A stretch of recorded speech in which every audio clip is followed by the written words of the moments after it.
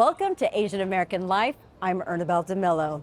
New York City's Chinatown continues to be a cultural hub for the Asian community, and it's also still a popular tourist destination. However, gentrification is slowly changing the landscape. But we found a movement with the next generation staying grounded right here in this neighborhood. Check out what the latest generation of Asian Americans are doing right here in Chinatown.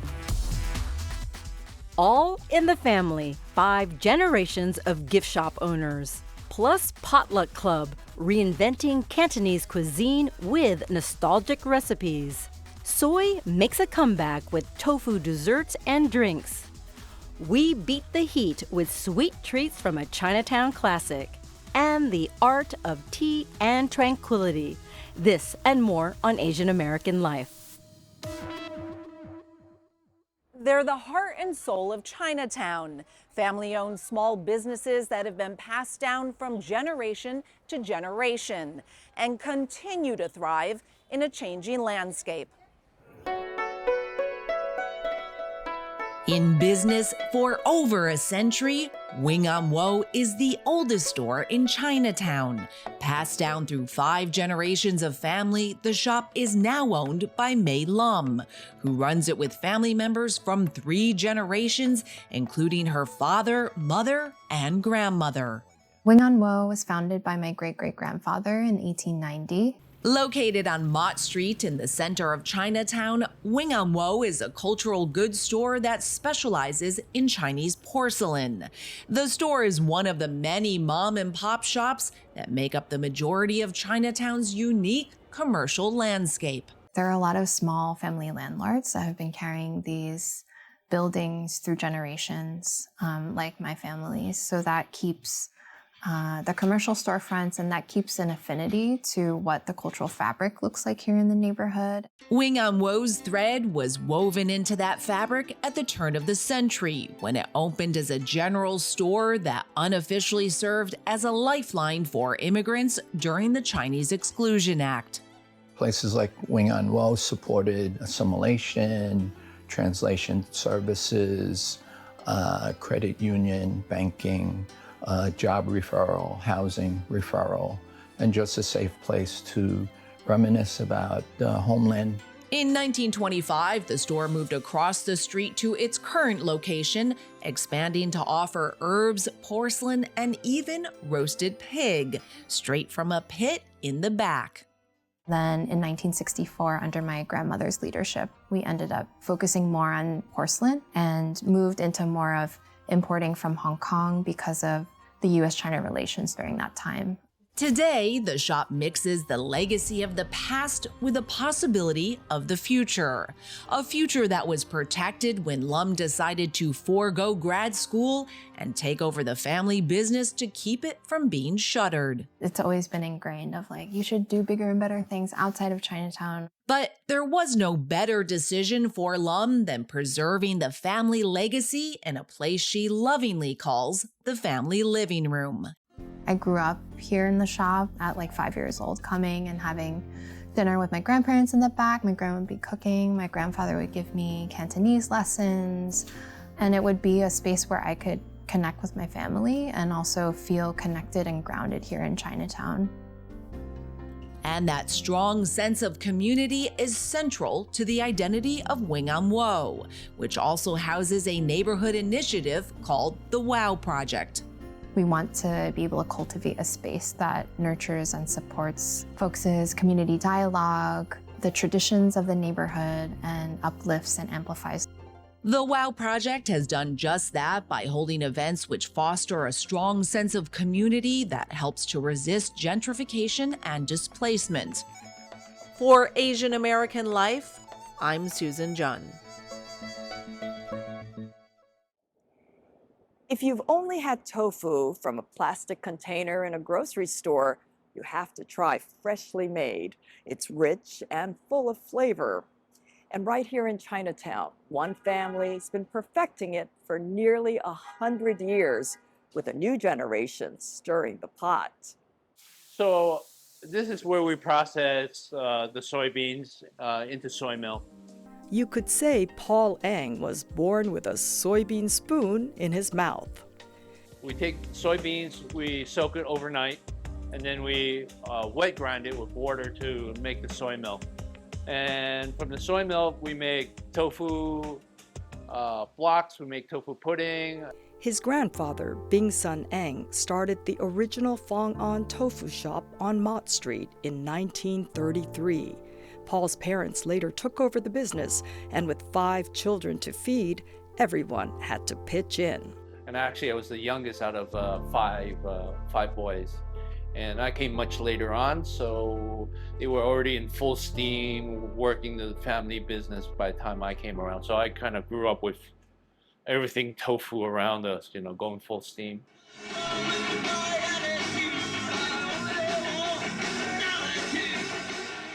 Though Paul's life was steeped in tofu from the beginning, his creative spirit and passion for music led him to have very different dreams for his own future. But music couldn't pay the bills, and Paul studied architecture in college. He pursued a degree in the field while also honing his talent for photography, which eventually took him all the way to Russia, where he spent more than a decade working as a photographer. There he met Marina, who would become his wife, and they started a family. Becoming a father changed everything for Paul, making him yearn for a more stable career. That freelance photography lifestyle wasn't really sustainable. I mean, I didn't really know when the next job would come. It was either feast or famine, and so I had a lot of worries, and that sort of brought me back to the U.S. In 2013, he returned to Chinatown with his family. He continued to work as a photographer, but saw firsthand the challenges his brothers and parents faced in keeping their family business afloat in a rapidly changing neighborhood. People were aging out, getting older, and Chinatown economy was sort of like taking a dive. People were moving out. Less and less people were in this part of town. It was getting harder to make ends meet, so parents sort of decided to close down. After the family shuttered the store in 2017, Paul says he thought long and hard about relaunching the shop that had meant so much to generations of his family and to their customers. He took the leap and reopened Fong On in 2019 in a new location on Division Street. He brought in new machines and streamlined the menu to focus on favorites like soy milk, tofu pudding, both savory and sweetened with syrup and toppings, and spongy rice cakes infused with flavors like matcha and ginger. For Paul, these are more than just signature dishes. They're childhood memories and a tradition that he's grateful to carry on. This business has continued to provide for 3 generations of my family. You know, that's the legacy of this business. Paul Eng hopes to grow the business beyond Chinatown and bring his family's handcrafted tofu to other parts of New York. He's even dreaming up a future tofu-focused restaurant where tradition and creativity can share a table. I'm Nguyen for Asian American Life. Mott Street cuts right into the heart of Chinatown, but for CUNY professor and author Eva Chen, it's been home for more than 4 generations of her family, and it's the subject of her memoir, Mott Street. Mott Street is, it's almost a metaphor for the ways in which people come together under difficult circumstances. Mott Street, a Chinese-American family's history of exclusion and homecoming. Chen traces 4 generations of her family all the way to the construction of the Transcontinental Railroad in the late 1800s. Ever since I was a little girl, my grandfather would regale me with stories about his grandfather, who worked on the nation's first transcontinental railroad, which at least physically united the country after the Civil War. But when Chen went to grade school and learned about the completion of the Transcontinental Railroad, there was another story. The Chinese immigrants who built the railroads were literally out of the picture. There wasn't a single Chinese face staring back at me. And I thought, what is this nonsense? It set her on track to delve into her family's history. The message that I got was that we didn't matter, and that our stories didn't matter, and that we could be erased. And so I think that that was really the genesis for my being a writer. I knew that this was wrong, and I knew I wanted to bring our stories to the forefront. Her research began in earnest as an undergraduate student at CUNY's Queens College. She got a chance to visit the genealogy library in Salt Lake City, Utah, where she found her great-great-grandfather listed in the U.S. Census of 1870. I was able to find references to my railroad worker great-great-grandfather, whose name was Wang Yuan-san. To see it confirmed in the census that he was actually, his name was listed out, his occupation, it gave me a piece of the puzzle that I didn't have before. It was confirmation of the things that I had learned from the family lore. Chen examines how her family was directly impacted by the 1882 Chinese Exclusion Act, which blocked immigration of Chinese nationals from the United States for more than 60 years. The Chinese Exclusion Act was a watershed moment for our country. We were trying to decide who is an American and who is not, who is one of us and who is not. And the decisions that were made back then in the 19th century set us on a course as a country towards seeing all Asians as being foreign and suspicious. Chen says writing Mott Street during the pandemic and at the height of anti-Asian violence was sobering. The roots of the anti-Asian sentiment go all the way back to the 19th century, when Chinese exclusion and that anti-Asian feeling was incredibly potent in this country. It's just laid dormant since that time. The only way in which I found it easy to gather the strength, to combat this was really to continue to do my work, and also the knowledge that my family members had gone through periods like this before, earlier in American history, and survived. Mott Street is where the Chen family thrived. When Chen, who was raised by a single mom, finally met her estranged father, she would discover that both sides of her family occupied the same building on Mott Street at the same time. So it turns out that both sides of my family were upstairs, downstairs neighbors from each other. That my maternal grandmother's family were upstairs neighbors to my father's family. Chen admits that one impetus to write the book was her yearning to understand the father she never knew, but she says her intention to weave her family stories within the record of U.S. history never wavered. The great aim of this book is to remind people of that and to put our Asian American stories into their proper space, into the larger American story. Mott Street is available at your local bookstore. For Asian American Life, I'm Rainer Ramirez. I'm Vivian Lee.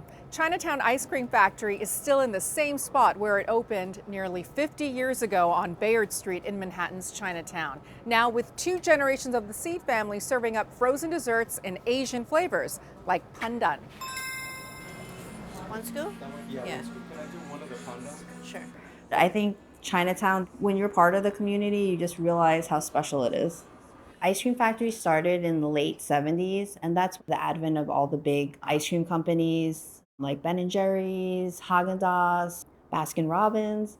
So my father kind of jumped on that bandwagon and wanted to create something more for like the neighborhood taste.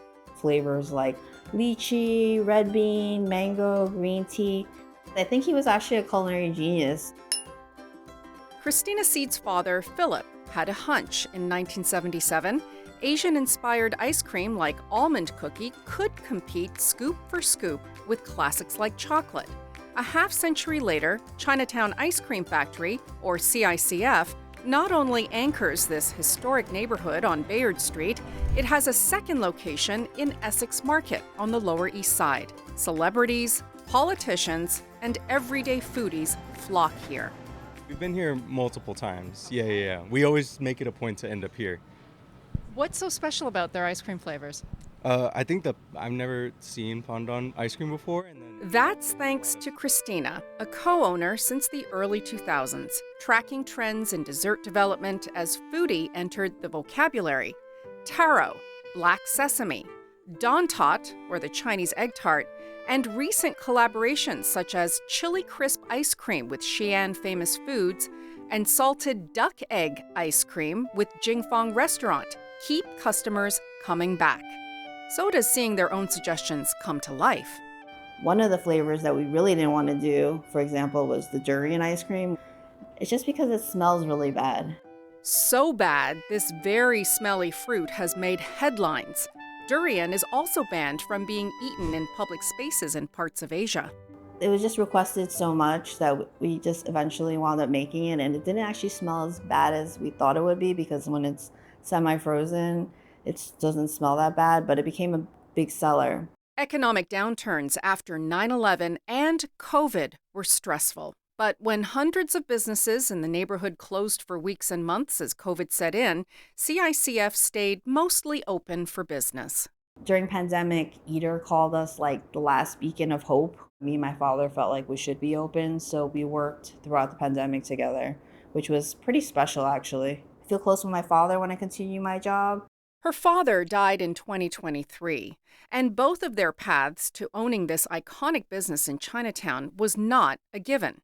One of 5 children raised in the neighborhood, Philip Seid attended City College's groundbreaking Asian Studies program. He wanted to be a cop, but he drove a cab and sold hot dogs in Battery Park before taking over his family's cafe in the same location. That cafe was not a hit in the city's and neighborhood's grittier years. Seid turned it into the Chinatown ice cream factory and ran it with one of his brothers. This is Christina as a tot, already wearing the business's merch.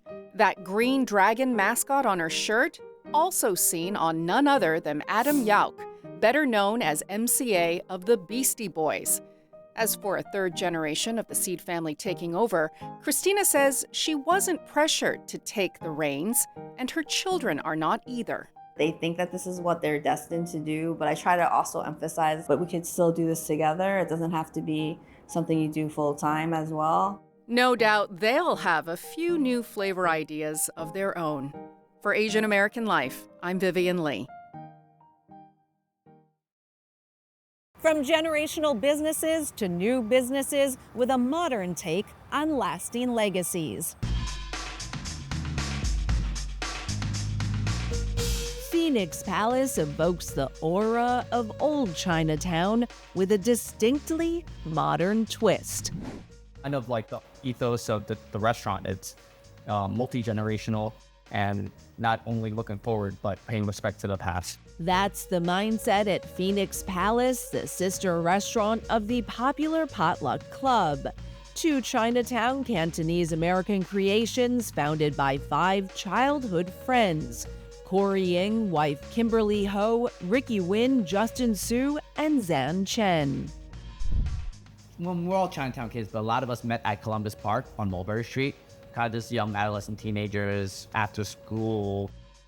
Fast forward a couple of decades, and these forever friends found themselves wanting to breathe new life into Chinatown. Preserve it, pay honor to it, but also kind of evolve it.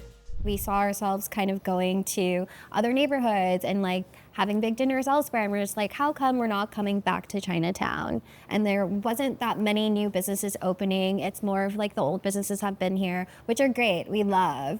But you know, you wanted to like go somewhere with a different vibe, a different kind of like environment. And then, so I think for us, we really saw like there was a need for it, and we wanted to bring it back to Chinatown. A Chinatown that Ng says has changed a lot since his childhood days. Everyone kind of knew each other. It was really a community and a tribe. So it was such a great place to be. And now things are definitely, I mean, it still feels safe and a community, but it's just gotten smaller and things are changing. We're losing a lot of the character and the culture. And capturing that character, continuing the culture, then marrying it with modern day is a mission that took these partners off a predetermined path. It was go to school, get a college degree, get an office job. Work at Wall Street, be a doctor, whatever. That was the sign of success. And our generation, that's where most of them are. You know, that's not a negative thing, but that was the kind of prescribed route of success in this country. And that was why almost, if not all, our parents came here. It wasn't for them. Their dream was for us and beyond. So that's where a lot of our generation is. But unfortunately, when that happens, there's less and less people participating in the culture and building within our community. A community built on small businesses where Ng's family ran a distribution center from the very location that is now home to Potluck Club. My grandpa started it as an immigrant with nothing. My mom worked there, my uncle worked there, my cousins were always there. And I watched them work hard. They just delivered produce and Chinese sausage all over. Phoenix Palace is also in a significant spot where Music Palace, the last standing Chinatown movie theater, was located before it closed down in 2000. There was a Chinese movie there that showed Hong Kong movies that get imported here. And that's what we're talking about. We're losing cultural spaces in Chinatown. That's why the front facade of Phoenix Palace really has that old theater venue aesthetic to it. We want to continue paying honor to our culture and our community. And as co-owner Ricky Nguyen showed me, that tribute is present in every aspect of the restaurant, including the nostalgic decor. There are a lot of beautiful, unique touches in here that are kind of a nod to old Chinatown, right? Yes, for sure. Tell me about them. So this is our family photo wall. It was important for us to not only just pay homage to our family members that came over to a new place with close to nothing except the clothes on their back, maybe a few dollars in their pockets, was able to build a wonderful life for not just themselves, but a strong foundation for us to be able to open up Potluck Club and Phoenix Palace. But we also wanted to pay respect to their hard work and the community that they helped foster in Chinatown. And just like the decor, the Cantonese fare at Phoenix Palace and Potluck Club is a mix of past and present.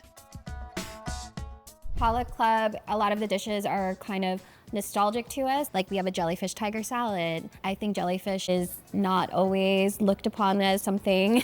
It's just, it could be intimidating for people. Yeah. We as children, if you've ever been to a Chinese wedding banquet or a 100-day celebration, that's one of the first dishes that come out. So it was pretty normal to us. Yeah. So he wanted to definitely put that on the menu because hey, showcase, hey, this is our food. But he did it in a fun way. These are some of our favorite dishes. This is actually chili crab noodle. It's a fan favorite. This one's our take on pretty much a Peking duck. But these are some dishes that you'll eat at like kind of like a family banquet. As these friends work to carry on Chinatown culture in their businesses, they also look to support the local community. A lot of our produce and everything we try to source from Chinatown. So we just want to help other businesses. And I think that's the best way, like, to just bring the energy. We have to get back to that old community mindset where everyone helped each other. A concept continued here in more ways than one. Every month, we host senior meals where we feed 250 to 300 seniors in our community, all for free. They get to come in. We give them produce, groceries, fruit, juices, all in a grocery bag to go, but they also get to have meals inside of our restaurant. And it's to celebrate them. It's to say, hey, thank you for everything you've done for our entire generation with next to nothing. You know, they are the reason why we live privileged lives. And it's not about dollar signs. It's about the choices we have and the opportunities we have. So we do that. We host them once a month. And it's a great day. And yes, my grandma comes to that, you know, and she gets to see what we do. So that I know she can really be proud of. A legacy of love that cultivates Chinatown's culture. For Asian American Life, I'm Susan Jun. We found that Chinatown is also a beacon to recent Asian immigrant artists and entrepreneurs who are trying to find a connection with their home country and their recently adopted one. You could say they flowed from one space to the next with ease. Welcome to Flowing Space, an art gallery and modern tea house with a simple goal, that art and tea have the power to inspire and heal. We want people, when they step into the space, they can slow down and then, really enjoy their own time. Step inside and take in the art. For our visit, we were returning to the flow, featuring the work and functional art of up-and-coming Asian and Asian American artists. Then stay for tea. Wow. I feel like I'm flowing. Artist Annie Chen Ziyao, a graduate of the School of Visual Arts, opened her first gallery on Allen Street because she wanted a place for her classmates and friends to show off their art. When she met Ava Lin, they decided to collaborate and create a different kind of cultural experience, combining functional art and a traditional Eastern tea practice, but with a modern twist. For instance, at Flowing Space, the art includes the cups and saucers one drinks from. So for a lot of commercial, like gallery, people cannot touch the artwork. They are only, observing, looking at the artwork. But we want to create the real connection between the art piece and the person. The tea is served omakase style, a Japanese word for chef's choice. So at Flowing Space, which is now located on Clinton Street, it means that you will trust a tea specialist like Ava Lin to decide what teas and desserts she will serve you. One she promises will engage your senses. Because traditional tea ceremony, some people might get very nervous because they're afraid to make mistakes. But in our tea omakase, just feel free to relax and just enjoy the tea. It's this idea of old world traditions meet new, and where East meets West, that attracted artist Michelle Nguyen, a Brooklyn native, to the gallery. She has seen the Chinatown she loved as a child change dramatically in the last decade. I think as a Chinese American, it can feel a little bit weird seeing Chinatown and the landscape change so much, and seeing spaces that are no longer Chinese or Asian, but coming across Annie and working with her, I'm like, wow, you are part of that next wave of art and gallery spaces that are dedicated to an Asian community. She was elated to exhibit her art at Flowing Space, art that is often inspired by her childhood, including this ceramic vase. And this little figure represents me, or the younger generations, and then you have your parents' generation and then your grandparents' generation. And at times you feel like you're caught in the middle, trying to reconcile those two parts of your identity, like what's new, how are we adapting to American life, but also how do we hold on to our Chinese culture and traditional values. You can say this work symbolizes what's happening in Chinatown today. How does a community hold on to its culture and traditions? A community that is in flux with gentrification and a changing demographic. Maybe this next generation has the answer. Artists and entrepreneurs like Annie, Ava, and Michelle, Asian Americans who want to continue to tell the story of Chinatown, their Chinatown, by continuing to be a part of the neighborhood's tapestry. This is our culture, this is our identity. It's part of being a New Yorker, right? This is truly a melting pot. And so if you want to keep that pot melting, you have to do things to honor and celebrate that culture. For Asian American Life, I'm Ernabelle DeMillo. And that's our show for now. If you're in the neighborhood, be sure to visit Chinatown this summer. And if you want to learn more about all our stories, be sure to follow us on Facebook, Instagram, and YouTube. And you could watch us on the go by downloading the CUNY TV app. I'm Ernabelle DeMillo. We'll see you next time.